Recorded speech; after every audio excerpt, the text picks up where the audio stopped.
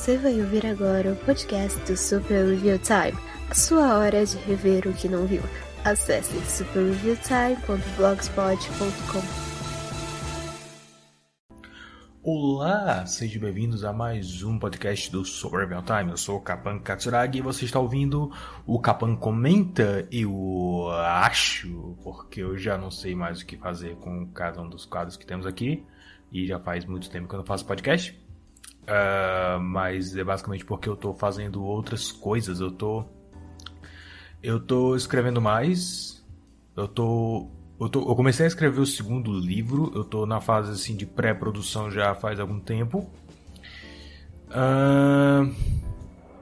E assim, o bom é que assim, eu sei que é aquela coisa, vai passar um avião aí, do jeito que você já conhece aqui.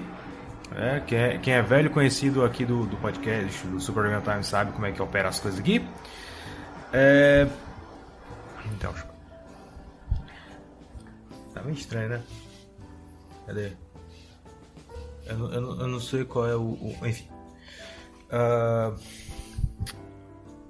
Onde eu estava? Sim. Eu sei que quando eu terminar a fase de pré-produção vai ser um negócio assim de uma vez, porque basicamente é assim que minha cabeça opera. Mas eu tô escrevendo uma pancada de outra coisa diferente agora, né? Me segue lá no Scrive. Eu criei um perfil no Scrive pra justamente publicar essas coisas. No Substack eu ainda vou publicar contos quando saírem, mas o Substack vai ser realmente mais pra postar vídeos exclusivos pros padrinhos e aqueles ensaios aleatórios que eu tenho escrito vez ou outra. Enfim, hoje no Kapan Comenta, eu sei que o som tá saindo bom, mas eu tenho uma mania, né? Vamos ver se assim tá bom.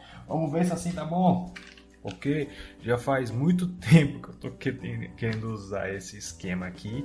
E eu usei uma vez nos Weirdos, mas ficou muito bizonho. Agora eu acho que deve estar melhor, né, o esquema.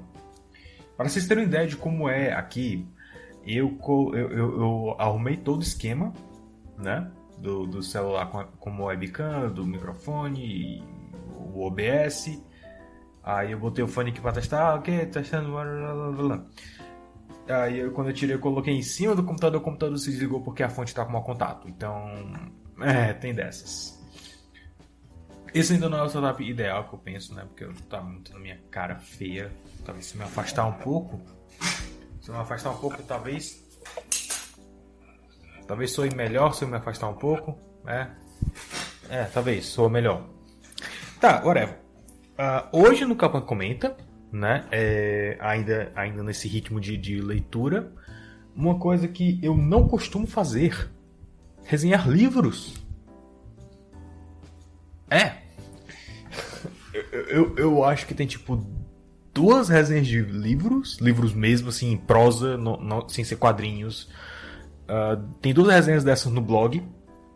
E hoje eu estou aqui com Sombras do Cristal Encantado e A Canção do Cristal Encantado. Que, como você deve saber, eu sou muito fã de Cristal Encantado, do Jim Henson em geral. Eu já resenhei essa coisa linda aqui lá no blog, né? Conto de Areia. Conto de Areia, Jim Henson, pra quem não sabe, não é só o cara dos Muppets, né? É uma coisa que eu gosto muito de ver esse lado mais artista, meio perturbado das ideias, que é o Jim Henson. Porque ele era um cara absurdamente criativo. A cabeça dele era realmente assim... O termo cinema experimental não deveria ser um gênero, né? Você deve fazer experimentos por fazer experimentos, mas assim, como um exercício criativo, eu não acho que deva ser algo a ser feito constantemente, né? Como um gênero. Mas o Jim Henson, ele quase consegue fazer o conceito de cinema experimental funcionar como gênero. É muito estranho. Muito estranho. Meu rosto tá meio na luz, mas tudo bem. Meio cruel de view. Jim Henson fez alguns filmes surrealistas, né? Curtas. que acabaram sendo usados em outras coisas, como por exemplo Limbo. É um experimento que foi usado e foi feito depois. Tem um quadro na Sesame Street que é o Limbo contando de 1 até 10 e etc. Time Man, eu acho que é esse o nome, Time Man, não consigo lembrar agora de cabeça. Se eu não me engano, ele tem no YouTube completo. Eu lembro de ter visto no YouTube, pode não ter. Tem The Cube também, ou alguma coisa assim. Você olha na lista da Muppet Bee que tem tudo lá, e vale a pena realmente você ir atrás. Time Man é uma daquelas coisas assim que é muito surrealista, beira...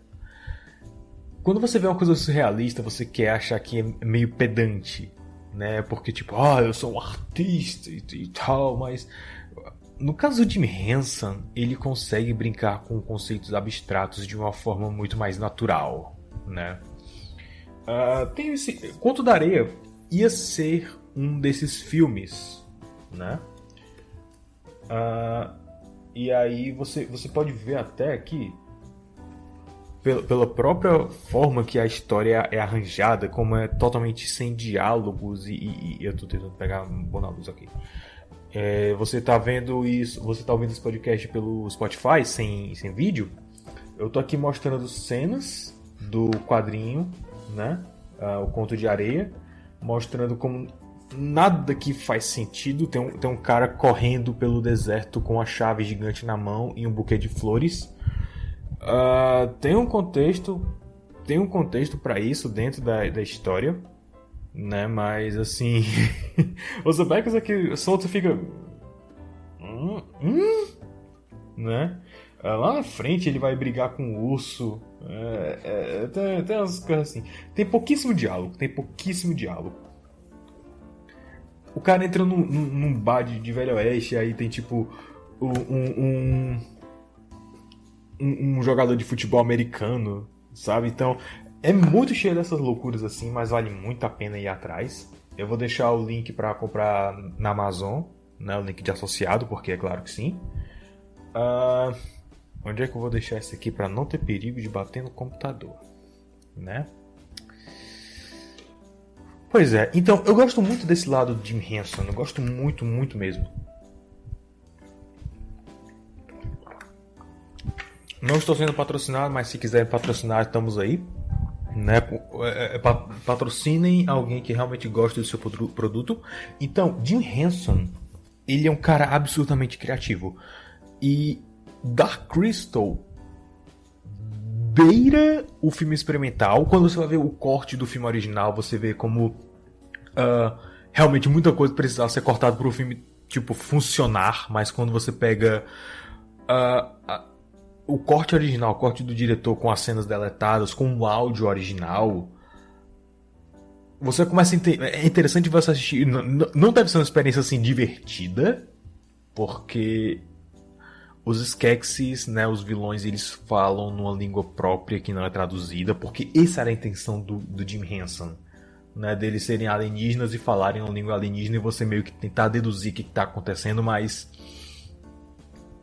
meio que não funciona, mesmo pro conceito que ele estava querendo passar, não funciona, né, porque é um mundo com uma lore, com uma história de fundo muito rica e muito interessante, então não funcionaria desse jeito. Mas e uma das coisas... Tô batendo mais. E uma das coisas que é mais fascinante em Dark Crystal é justamente o cenário, o design de produção. Aquilo ali é fantástico. Aquilo ali enche os olhos realmente, sabe? Isso vindo de alguém que odeia detalhes demais em filme, mas é porque os filmes de hoje eles colocam detalhes demais e soa artificial. No caso de Dark Crystal, são detalhes reais, então assim, não deveria soar artificial, né? E pra você que não assistiu o filme, pra você que não leu a resenha no blog, assiste, vale muito a pena. Eu tô tentando, eu tô pensando já em voltar a fazer a retrospectiva, sim, e dessa vez focando nos filmes da Creature Shop, né? Dark Crystal, Labirinto, Mirror Mask, Mirror Man. Eu sempre confundo o filme do Jim Henson com aquele herói da Tsuburaya, a produtora do Ultraman. E... eu tinha que... Peraí. Pronto. Eu não sei se ele pegou, mas o celular ele vibrou agora. Então, se vocês tiverem ouvido alguma coisa aí, vocês já sabem o que é. Eu acho que não pegou, mas só por precaução. O negócio aqui, Dark Crystal, tanto Dark Crystal como Labirinto foram um fracasso de bilheteria e de crítica. A crítica meio que gostou de Dark Crystal, mas aí, quando chegou em Labirinto, a crítica odiou. O Jim Henson disse: vão se lascar, também não faço mais filme. Vamos pro inferno. E depois de um tempo, né, no advento do VHS, do DVD, Dark Crystal e Labirinto, eles ganharam seu próprio público. Eles ganharam um público assim muito pequeno, mas muito fiéis e muito engajados. Engajados a ponto de chegar à internet e eles começarem a escrever fanfics. Dessas fanfics, a Jim Henson Company... Eu ia cantar a abertura de Kamen Rider aqui, como eu sempre faço, mas pareceu uma motocarreira. A Jim Henson Company tomou nota dos fãs escrevendo fanfics de Dark Crystal. E aí eles fizeram um concurso, né? Até onde eu lembro a história é essa. Eles fizeram um concurso para oferecer um contrato de livros sobre Dark Crystal oficiais, né? E nós temos 2 aqui, que foram escritos pelo J.M. Lee. Tem a fotinha dele aqui, lá, pronto. J.M. Lee, esse carinha aqui. E ele, inclusive, foi ele foi um dos consultores e ele escreveu um episódio, se eu não me engano, da série Dark Crystal Era da Resistência. E sim, eu não consigo chamar de Cristal Encantado, porque é tipo... Eu não sei, cara, soa errado pra mim. Eu conheci como Dark Crystal, né? Então Cristal Negro soa mais certo. Tem uma série de quadrinhos que foi traduzida aqui como As Lendas do Cristal Negro e não o Cristal Encantado. E eu só posso presumir que ou foi alguém que conheceu como Dark Crystal, ou foi alguém que não conhecia de jeito nenhum e traduziu literalmente do jeito que estava, ao invés de adaptar. E outra coisa que eu acho curioso também é que, essa fonte aqui é usada por uma rede de açaí aqui em Fortaleza. Não tem nada a ver com os livros, mas eu achei engraçado pontuar isso. Então, o meu motivo principal para querer ler esses livros é que, assim, é muito estranho, né? Eu tinha muita curiosidade de ler, porque, assim, Dark Crystal é um mundo muito cheio, é um mundo muito vasto, é um mundo muito luxuoso em detalhes. Eu não sei como colocar isso em palavras, né? It's a lustful world. Então, como você traduz aquele mundo com palavras, né? Tem uma outra figura aqui, cadê? Deixa eu pegar. Tem uma outra figura aqui, né? Mas assim, não é a mesma coisa. São muito bem feitas. Olha isso aqui, cara. Isso aqui é muito legal. É muito bem feito. É muito, muito bem feito. Isso aqui não dá pra ver direito por causa da luz, mas e também por causa da impressão, né? Que não é impressão feita pra esse tipo de coisa. Mas são ilustrações bem feitas. Cadê, cara? Tem outra aqui. Ô, meu raio. Um dos Skeksis, né, marchando, os Gelfling marchando. A própria arte da capa é fantástica, né? Não tenho do que reclamar. Mas a minha curiosidade era em entender como aquele mundo se traduziu para cá, né? Então, qual é a história aqui? Pra quem nunca viu o filme, pra quem nunca leu a resenha no blog, Dark Crystal é sobre um mundo, né, onde vivem os Gelflings, que são esse pessoalzinho aqui que parece um elfo, né? Os Gelflings, que são... Eles são como os humanos desse mundo, né? Eles têm uma cultura parecida com a nossa, eles têm roupas parecidas com as nossas, mas é tudo aquela vibe meio Terra-média, sabe? Eles são divididos em clãs e tal. O filme trata sobre o último Gelfling, né? E tem algumas criaturas chamadas Mystics, que são pacíficas, e os Skeksis, que são os que tomam de conta do Castelo do Cristal. O Cristal Encantado, o Cristal Negro, é o que dá energia para todo mundo. E aí, depois que o mestre do Gelfling protagonista do filme, o Jen, depois que o mestre dele morre, ele parte na jornada para descobrir se existem outros Gelflings e blá blá blá blá blá. É um filme de aventura dos anos 80 e é muito, muito, muito, muito, muito bom. Muito bom mesmo. Não tô exagerando, né? A narrativa dele é meio estranha para os padrões de hoje, mas ele continua sendo um filme fantástico. Filmaço. E vale ressaltar que ele é o primeiro filme, primeiro longa-metragem totalmente animado por fantoches. Tem tipo uma tomada que é um ator vestido como Jen, mas ele é visto de costas, né? E de peruca, e então ainda assim conta, tecnicamente conta. Mas se a gente for entrar nessa discussão, a gente não sai daqui hoje, né? Porque assim, o remake do Livro da Selva da Disney tecnicamente se encaixa como animação, um filme longo animado. Mas, enfim. Então, esses livros se passam muitos anos antes do filme. E aí você vê esse selo aqui da Netflix, a gente vai já conversar sobre ele. O primeiro livro, ele trata sobre eu esqueci o nome dessa porcaria. Ela é uma Gelfling do clã Drenchen, Naya. Né? A Naya, ela é uma Gelfling do clã Drenchen. Os Drenchen, eles são, como eu posso descrever... eles são meio jamaicanos? Não, jamaicanos não. Eles são um clã mais isolado dos outros clãs, né? E eles são meio aquáticos, eles são meio híbridos e eles usam dreads, então eles são os mais distantes, assim. Eles moram num pântano, né? Eu não sei porque eu descrevi eles como jamaicanos, eu acho que por causa da relação com a água e os dreads, mas enfim, eu acho que as comparações param aí. E aí ela recebe uma visita de uma Vapra, né? A Vapra que é o clã que representa tudo. É como o clã maioral, o primeiro clã, né? É nele que tem a Maldra Mor, que é a líder de todos os outros clãs, né? Então eles são como a realeza.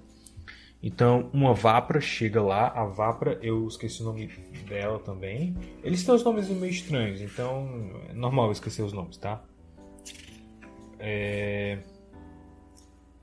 E até assim, sim, eu li os dois livros, eu consigo esquecer o nome dos personagens, porque sim.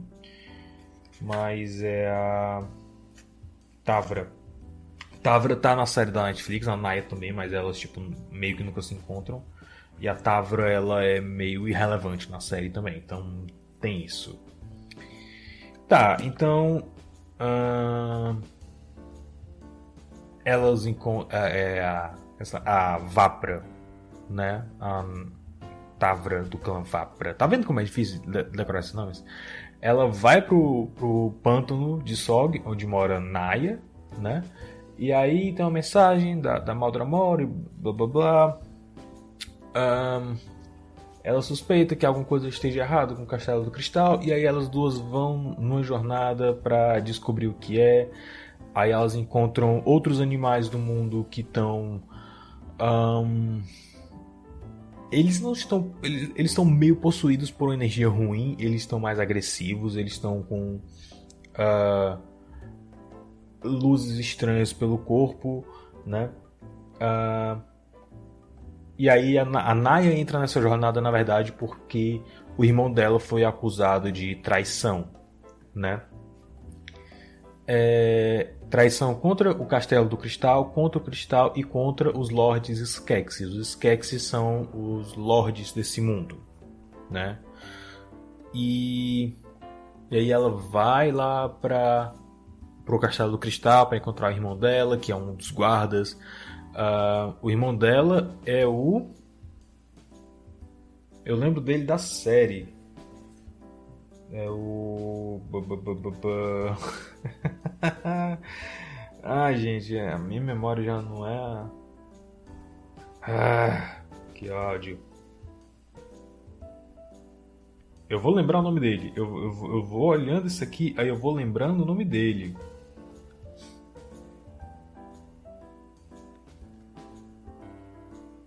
Ô, meu raio. Tá difícil, gente. Eu tô gravando aqui depois do meu horáriozinho aqui de dormir. Gurjin. Precisa nem ler, tá vendo? Gurjin. Então, elas vão nessa jornada pra provar a inocência do Gurjin, descobrir o que tá acontecendo, aí descobrem todo a conspiração contra os Gelflings. Elas encontram um cantador de canções que é o Kylan, e é uma das coisas que eu acho muito legal da construção de mundo de Dark Crystal, que eles descrevem o mundo como se todas as coisas cantassem juntas, né? E eles registram a história deles através de músicas, e tem os cantadores de histórias, né? Eles se registram também pelo...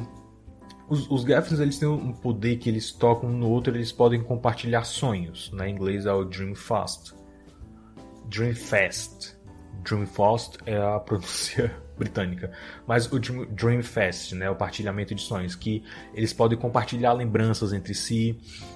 E aí eles também, dependendo do clã, dependendo de qual foi a sua formação, eles podem aprender a gravar sonhos, né? Eles pegam, sei lá, uma pedra, aí eles botam a mão em cima, aí fica um desenho. Aí o outro Gelfling que pode também pegar, ele pode ler aquele sonho que foi gravado na pedra.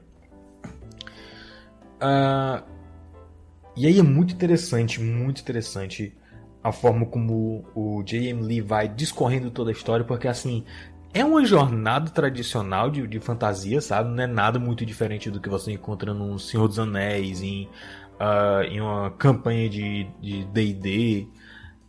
Só que no mundo de Dark Crystal.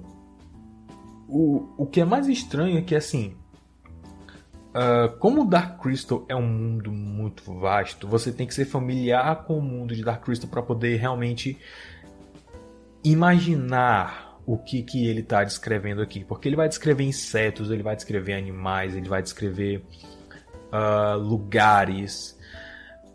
E são descrições por vezes meio vagas, né?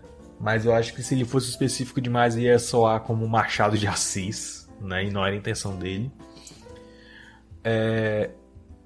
E a forma assim, mas assim, o que é importante de descrever sentimentos de personagens, mecânicas de mundo, como a própria partilha de sonhos, esse tipo de coisa ele descreve muito bem. E assim, o livro ele toma referências familiares a nós que já temos costume com fantasia. Eu acho que o termo é alta fantasia, não tenho certeza. Mas, por exemplo, ele usa guerreiros, ele usa espadas, lanças, boleadeiras, sabe? Não é nada muito diferente do nosso mundo. Então fica fácil para você acompanhar a história. Agora, é muito bizarro você conhecer os livros, ou conhecer os filmes, né? O filme e a série, e até os quadrinhos, e você ler o livro. É uma leitura que poderia ser um pouco mais detalhada, é uma leitura que poderia ser assim mais criativa, mas ao mesmo tempo eu acho que ele encontrou o equilíbrio ideal. Até porque assim, eu lembro eu acho que era um dos roteiristas da série da Netflix, do Era da Resistência, ele dizendo que, a gente coloca no roteiro lá, os personagens conversam na sacada. E aí você vai ver o que os caras do design de produção, das maquetes, fizeram pra sacada, tipo, uau! Sabe? Então, assim, é o tipo de coisa que é muito difícil pra você descrever, e ele consegue descrever muito bem. E eu consigo, assim, me afeiçoar a esses personagens. Eu posso não lembrar dos nomes deles, sempre. Mas não é difícil de me afeiçoar a esses personagens, de gostar deles. São personagens assim muito simpáticos, né? O segundo livro eu tive um pouco mais de dificuldade, né? Esse é A Canção do Cristal Encantado. É engraçado, esse daqui ele é mais focado na Naya, é mais a história dela, porque é ela que vai atrás do irmão dela, ela que descobre e tal. O Kylan aparece aqui, a Távora aparece aqui, né? Mas é a história dela. Esse aqui é muito mais sobre o Kylan. Ele que é o agente andador da história. Nem sei se esse termo existe, mas ele é que faz a história se mover, né? E é interessante assim porque o Kylan, ele é um personagem muito mais como eu posso colocar? A Naya é uma guerreira, né? Então, assim, é fácil você se interessar por uma guerreira no universo, no mundo onde o perigo é uma constante. O Kylan é um escritor, basicamente. Ele é um contador de histórias. Ele não tem força física. Ele não tem treinamento militar, ao contrário da Naya ou até da Távora. Mas eles tornam esse cara um personagem interessante. Eles tornam ele um personagem ativo na história, né? E sim, os livros têm contos com a Ogra, né? Que se você assistiu esse filme, você sabe quem é a Ogra, você deveria se animar por isso. Ela aparece bem menos do que eu acho que deveria, mas a gente tem muito mais tempo com os Mystics, então eu acho isso interessante. Até porque, assim, muito das coisas que foi usada nesse livro foi reaproveitada na série da Netflix. Só que temos um problema aqui. Aqui no selo diz Netflix no universo de Age of Resistance. Eles colocaram o título em inglês, eu não sei porquê.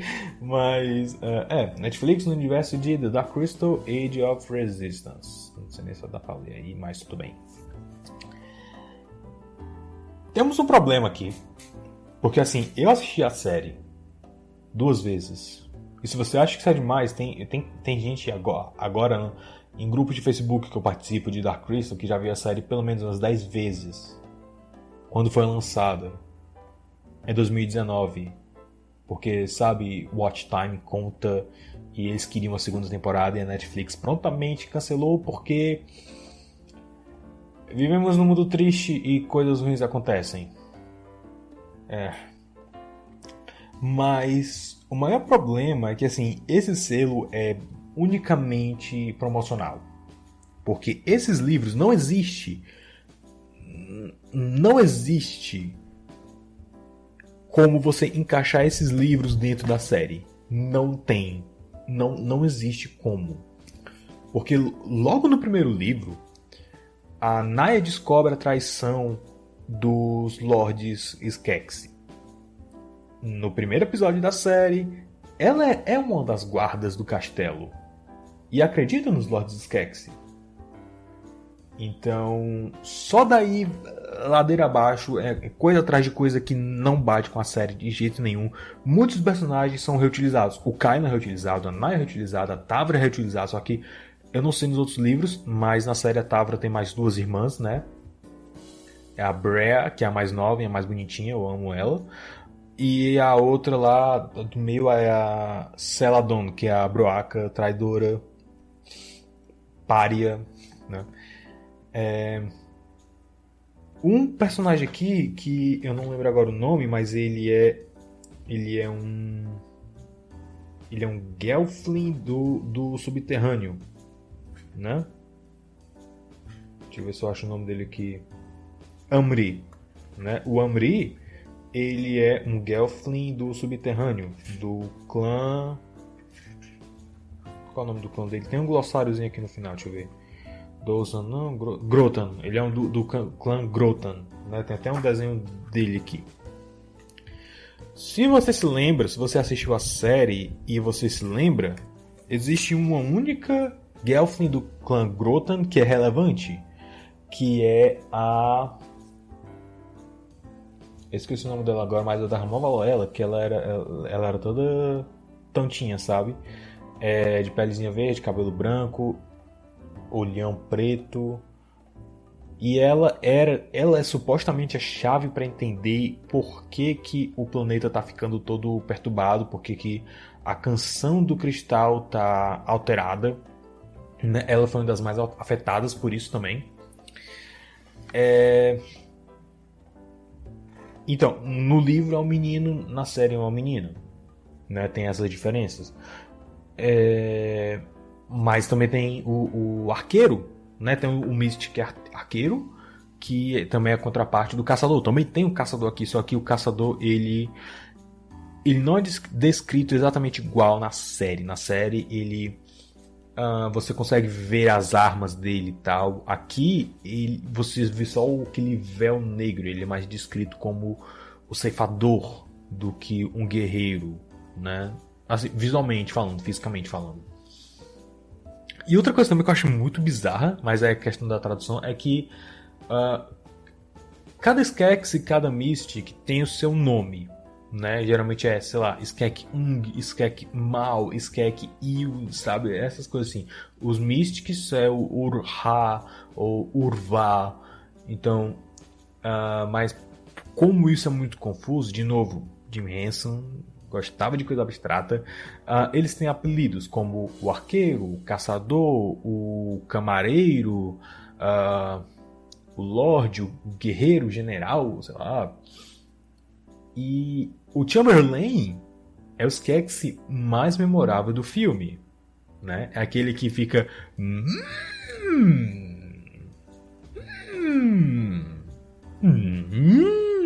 né? Você assistiu o filme, você assistiu a série, você deve ter reconhecido quem é. O nome dele em inglês é o Chamberlain. Na tradução, o nome dele é o camareiro, que é a tradução de Chamberlain. Só que no livro eles deixaram como Chamberlain. E enquanto traduziram o nome de todos os outros, né? Eu sempre fico meio em cima do muro em relação a traduzir os nomes deles literalmente. Mas assim, pelo menos antigamente eu era, né? Eu achava, não, cara, Chamberlain é o nome dele e tal, é mais conhecido.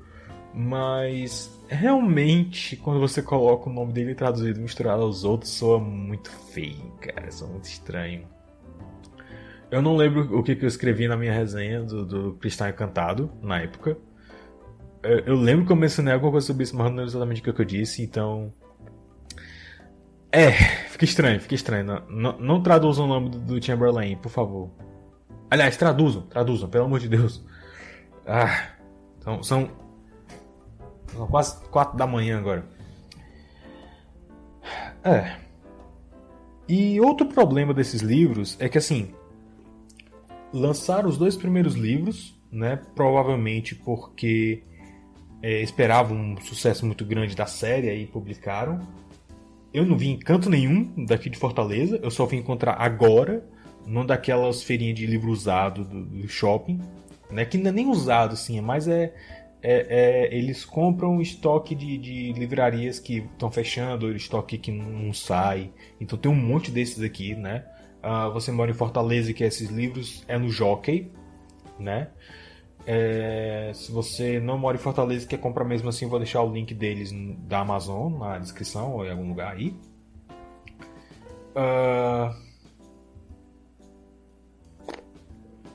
E aí eles achavam que ia fazer muito sucesso, que ia ter na segunda temporada, começaram a lançar os livros, e aí eles pararam porque a Netflix cancelou de novo. Eu nunca vou perdoar. Mas o negócio é que existem 4 livros disso aqui, só 2 foram traduzidos, né? Eu sou parte de um grupo de Dark Crystal em português, e alguém lá disse, não, por que não tem mais? Pois é, né? Fazer o quê? Só tem inglês, cara, te vira.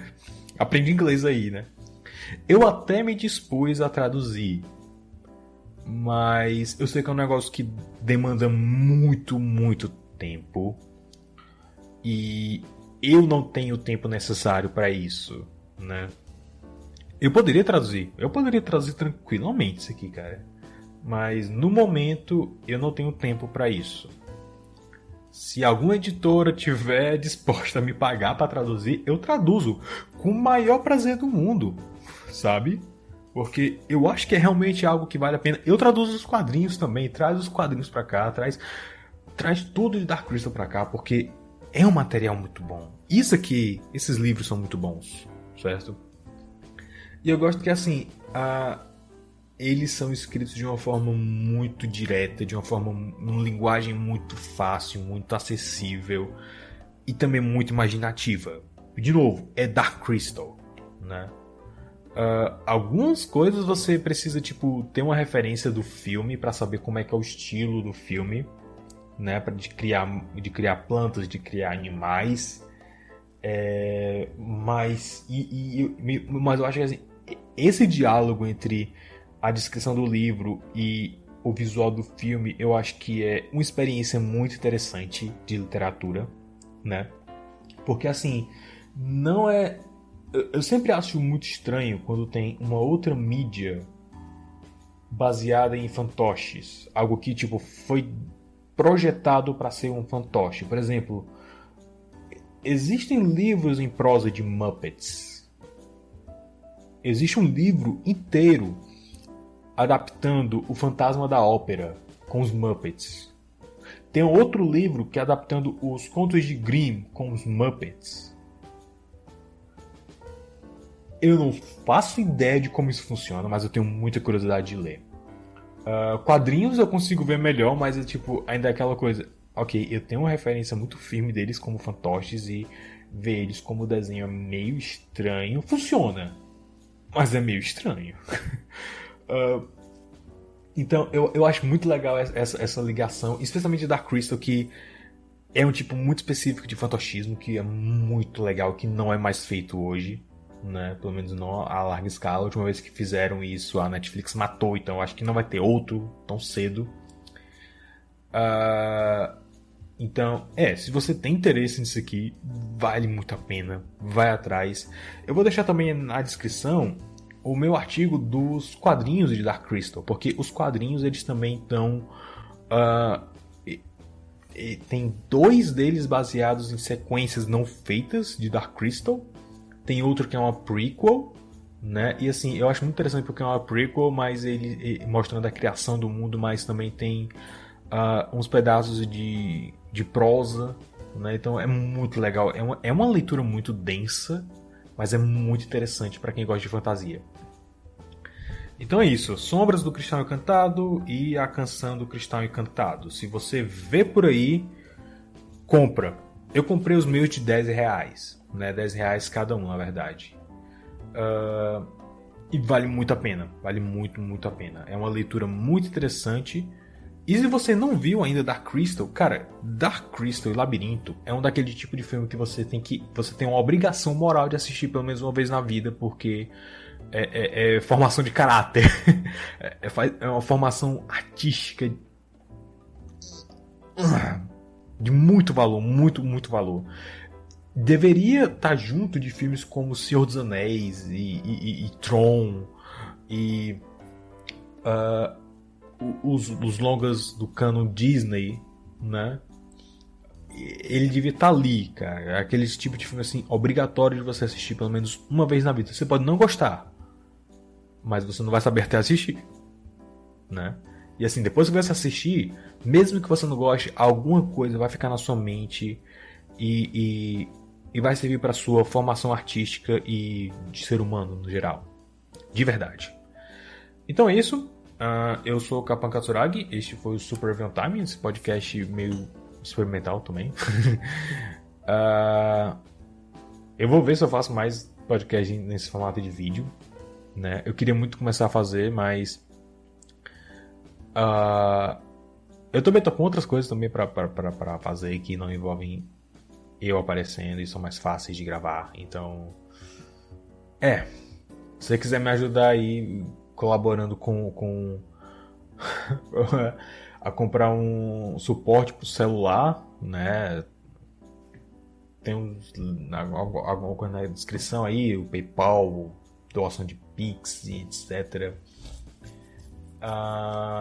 Mas também divulga para alguém que talvez você ache que vai gostar, que gosta de literatura, né, de alta fantasia e não conhece Dark Crystal.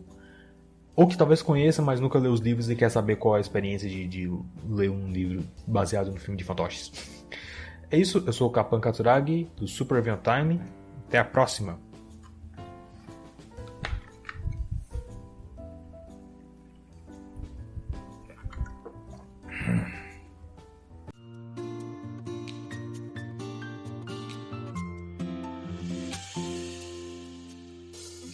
Você ouviu o podcast do Super Review Time. Para mais resenhas e vídeos de coisas semi-obscuras, acesse superreviewtime.blogspot.com.